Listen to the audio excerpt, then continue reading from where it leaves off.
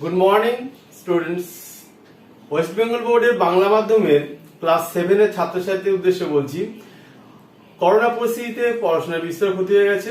তাই তোমাদের ভৌত বিজ্ঞান বিষয়ের যে পড়াশোনা সেটা আমি অনলাইনে ইউটিউবের মাধ্যমে পড়ানোর সিদ্ধান্ত নিয়েছি। তোমরা ভিডিওগুলো দেখবে, এটা আমার প্রথম ভিডিও। যদি ভিডিও ভালো লাগে চ্যানেলটাকে সাবস্ক্রাইব করে বেল আইকনটিকে প্রেস করে রাখবে, যাতে আমি পরবর্তী ভিডিও দেওয়ার সঙ্গে সঙ্গে তুমি তার নোটিফিকেশনটা পেয়ে যাও। ঠিক আছে, চলো তাহলে আজ থেকে শুরু করা যাক।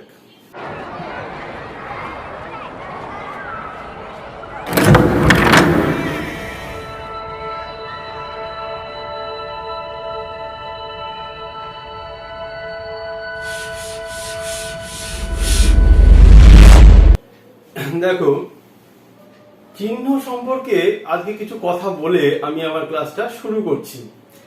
চিহ্ন কেন করা হয়? চিহ্ন করা হয় এই কারণেই, চিহ্ন দেওয়া হয় এই কারণেই যে কোনো মৌলকে সংক্ষেপে পরিচিতি লাভ করার জন্য, সংক্ষেপে সেটাকে লেখার জন্য, বিভিন্ন কাজে বিভিন্ন রাসায়নিক বিক্রিয়ায় আমরা সেটা কিভাবে সংক্ষেপে লিখতে পারবো সেটার নামই হচ্ছে চিহ্ন। যেমন ধরো লেখা হয়েছে হাইড্রোজেন, হাইড্রোজেনের চিহ্ন কি? এইচ। ইংরাজিতে হাইড্রোজেনের যে নাম HYDROGEN যেরকম লেখা হয়েছে তার প্রথম অক্ষরটা দিয়ে চিহ্ন করা হয়েছে এইচ, কিন্তু পরবর্তী যে মৌল আসছে লেখা হয়েছে আমার এখানে হিলিয়াম। তাহলে হিলিয়ামও কিন্তু এইচ দিয়ে শুরু হয়েছে, তাহলে হিলিয়ামের ক্ষেত্রেও কি আমি এইচ লিখবো চিহ্নটা? না, তাহলে একই নাম হয়ে যাবে। সেই জন্য কি করার, বিজ্ঞানী বললেন যে না, নামের যে পরে প্রথম অক্ষর পরের অক্ষরটা তুমি দিয়ে দাও, তাহলে লিখা হলো এইচ। কিন্তু ভালোভাবে লক্ষ্য করো, এইচটা কিন্তু বড় হাতের লেখা হয়েছে, মানে প্রথম অক্ষরটা বড় হাতে থাকবে, তারপরের অক্ষর কিন্তু ছোট হাতে হবে ই, এবং সেটাই করা হয়েছে। পরে দেখো কিছু মৌলের নামকরণ করা হয়েছে দেশের নাম অনুসারে। আমেরিকার কোন বিজ্ঞানী এই মৌলটা আবিষ্কার হয়েছে, সেই নাম হচ্ছে আমেরিসিয়াম। তা দেখো এ দিয়ে আমরা লিখতে পারতাম, এ দিয়ে না লিখে লিখেছি AM, এ এবং তার পরের অক্ষরটা ছোট হাতে নিয়েছি AM। তাহলে দেখো পোলোনিয়াম, পোল্যান্ডের নাম অনুসারে হয়েছে পোলোনিয়াম। পোলোনিয়ামের ক্ষেত্রে পি দিতে পারতাম, কিন্তু পি দিয়ে আগেই মৌল তৈরি হয়ে গেছে, মৌল চিহ্ন দেওয়া হয়ে গেছে ফসফরাস, তোমরা জানো সেটা, সেই জন্য পোলোনিয়ামের চিহ্ন দেওয়া হয়েছে PO। ঠিক আছে, এরকম ভাবে কিছু মৌল আছে, ধরো টিন। টিন যে মৌল, সেই টিন মৌলটার যদি আমরা ইংরেজিতে নাম লিখি TIN হয়, TIN, তাহলে টিনের চিহ্ন হওয়া উচিত টি বা TI কিছু একটা। কিন্তু টিন মৌলটা আবিষ্কার হয়েছে অন্য দেশে, সেই দেশে টিনকে অন্য নামে ডাকা হয়, সেটা ল্যাটিন নাম, সেটা হচ্ছে স্ট্যানাম। স্ট্যানামের ক্ষেত্রে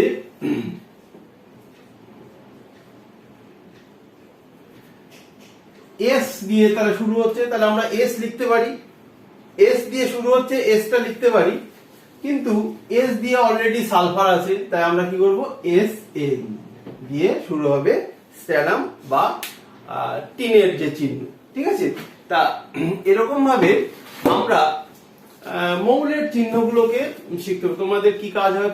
প্রথম কাজ হচ্ছে মৌলের যে চিহ্ন ক্লাস 6 এ পড়েছো সেই চিহ্নগুলোকে আবার একবার ঝালিয়ে নিয়ে, এবং এই 7 এর যে মৌল চিহ্নগুলো আছে তোমাদের বইতে, সেগুলো কিন্তু আবার একবার পুরোভাবে ঝালিয়ে নেওয়ার কথা আর কি। হ্যাঁ, মনে রাখতে হবে। চিহ্ন যদি মনে রাখতে না পারো তাহলে কিন্তু তোমার পড়াশোনা একদমই এগোবে না। পড়াশোনার নাম এগুলো তো লিখতেও পারবে না, লিখতে না পারলে ব্যস্ত হয়ে গেল, তোমার জীবন শেষ।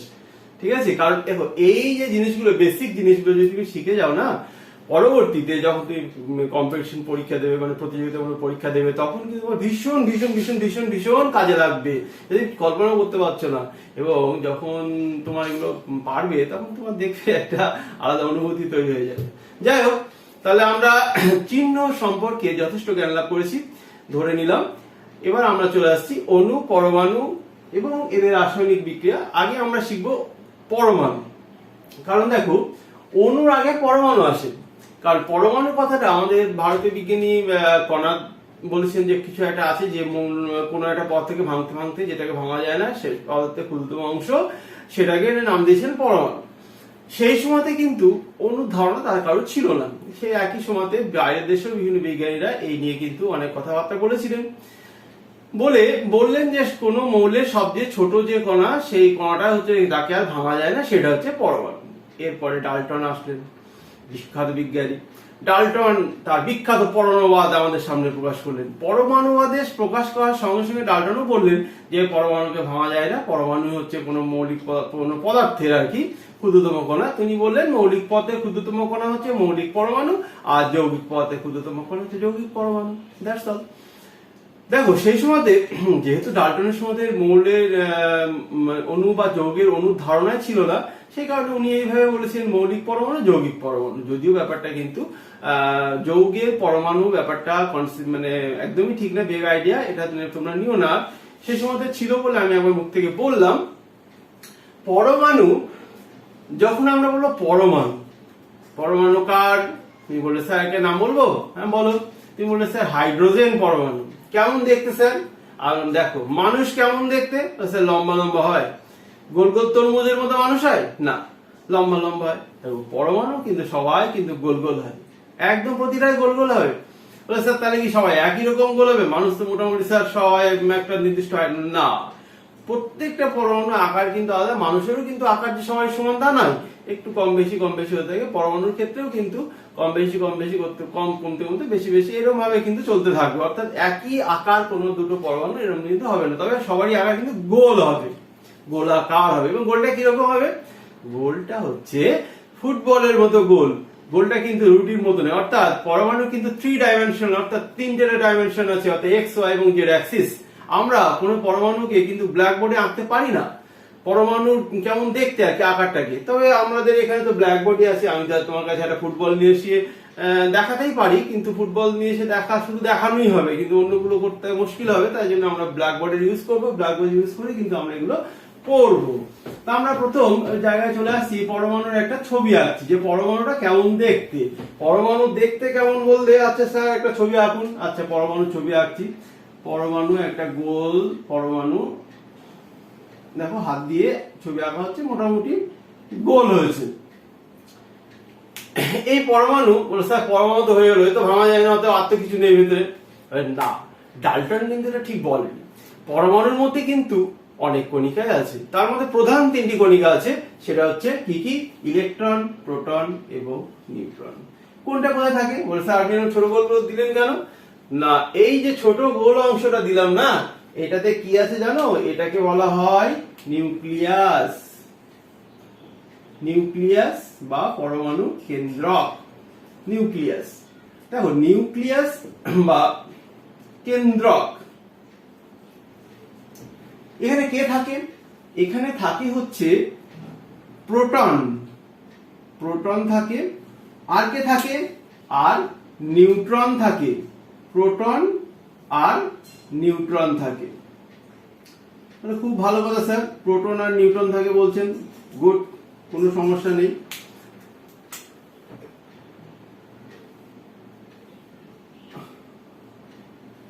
এরকম করে আমরা দেখাচ্ছি। দেখো এই যে পরমাণুটা আছে, এটা কিন্তু হাইড্রোজেন পরমাণু আছে এরকম ভেবো না, কিন্তু আমি একটা যে কোনো একটা পরমাণু ছবি আমরা আঁকছি। এখানে দেখতে পাচ্ছি যে দুটো কালো রঙে আঁকা হয়েছে, ভেতরে গোল গোল, এবং মাঝে প্লাস চিহ্ন দেওয়া হয়েছে, দেখতে পাচ্ছ হয়তো। আর 3টে সবুজ নীল কালিতে আঁকা হয়েছে, তার মধ্যে কোনো চিহ্ন নেই, ফাঁকা রাখা হয়েছে।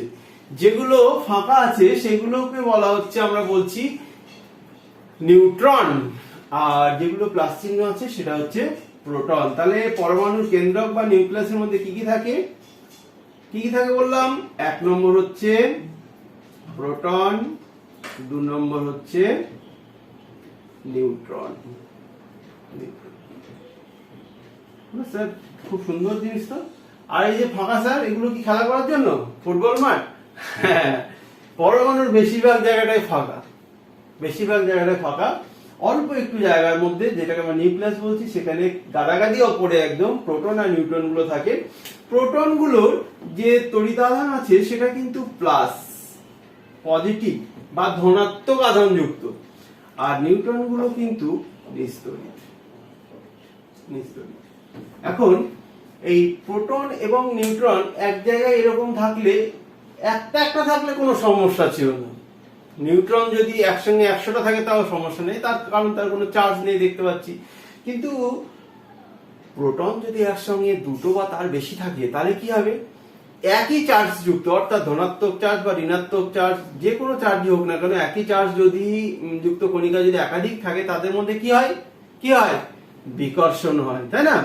বিকর্ষণ হওয়া মানে সেই পরমাণুটা কি হবে, সেই স্পিসিসটা নষ্ট হয়ে যাওয়ার একটা সম্ভাবনা থাকবে। তাই এটা তো একটা, স্যার আপনার কথা তো আমি ঠিক মানতে পারলাম না, এটা তো হতে পারে না।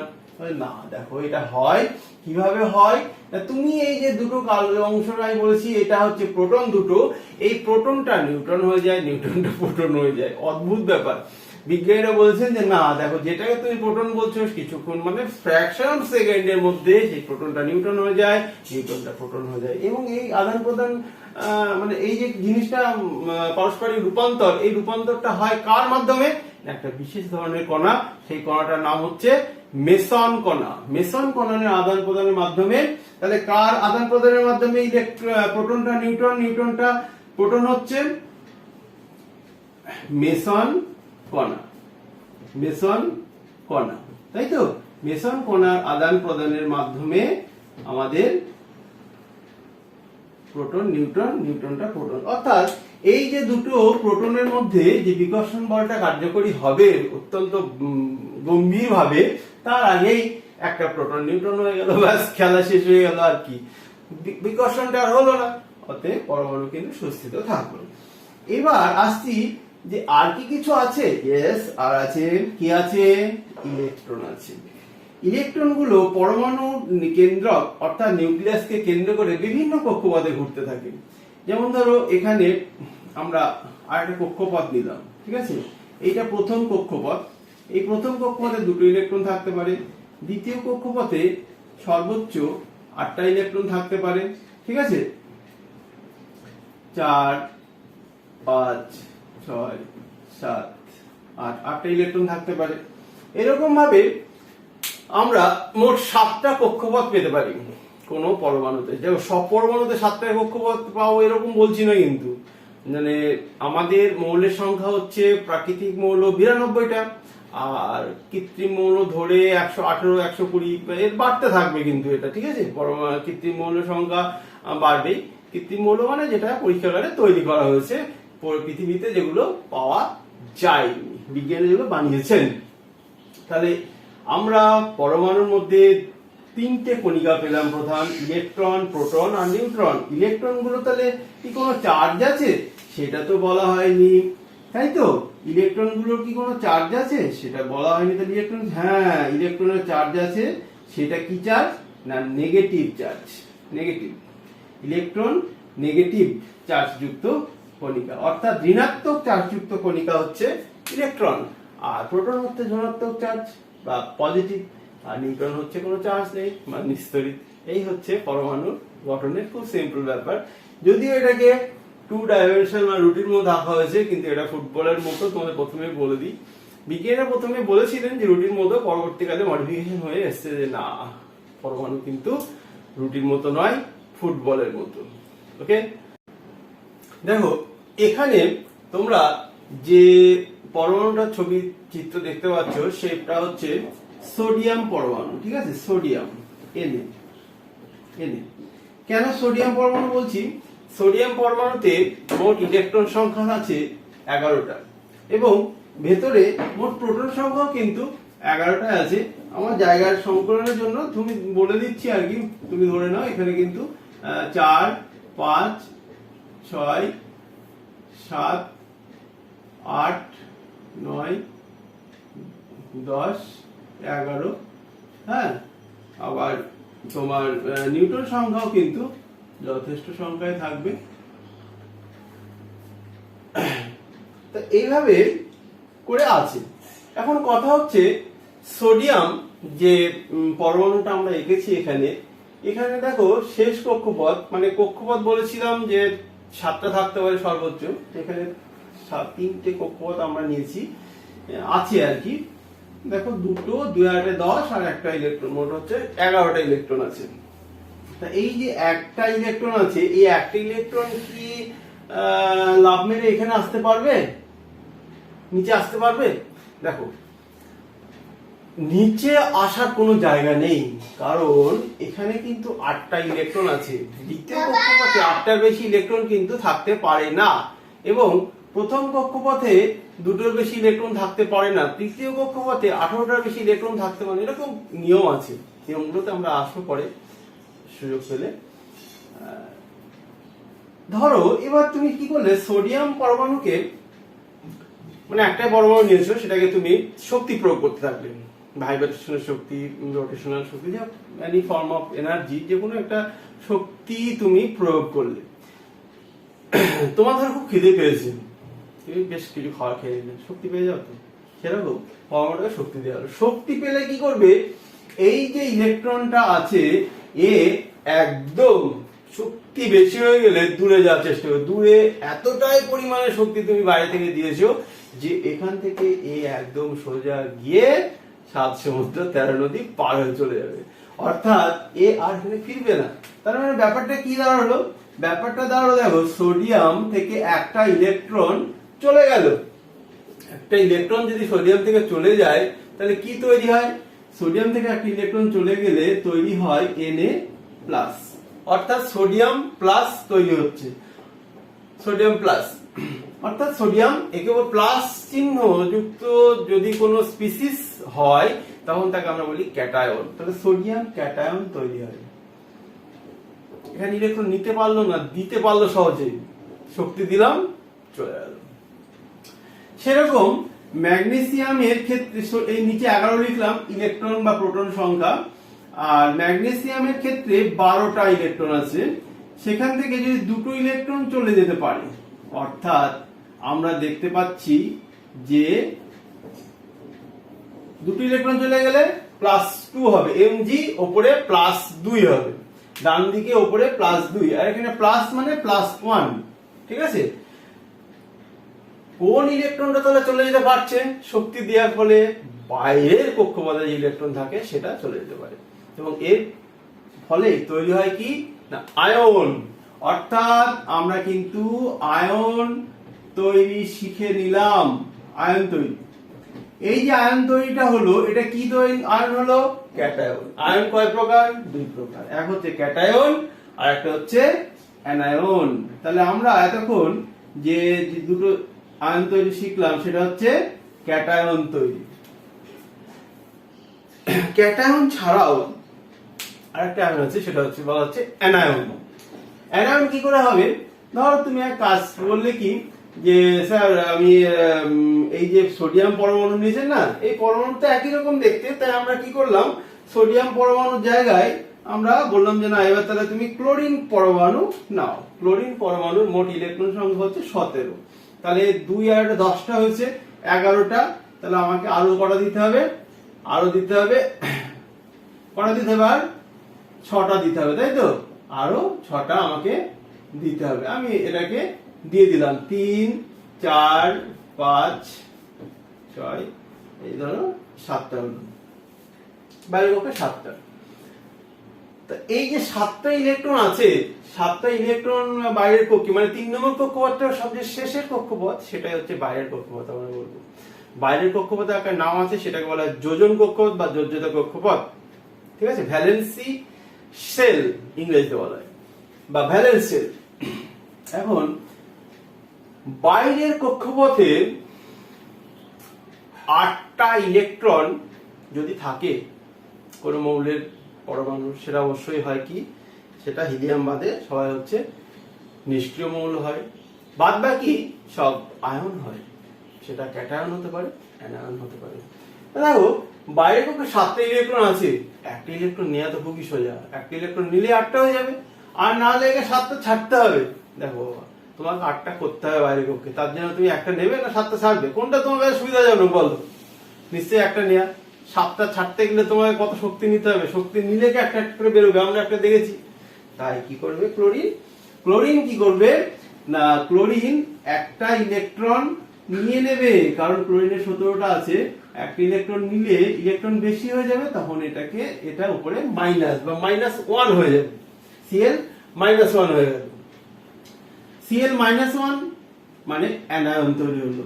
ঠিক একই ভাবে যদি ফ্লোরিন নাও, ফ্লোরিনের ক্ষেত্রে 9টা ইলেকট্রন আছে, এই যদি একটা ইলেকট্রন নেয় তাহলে হবে F মাইনাস।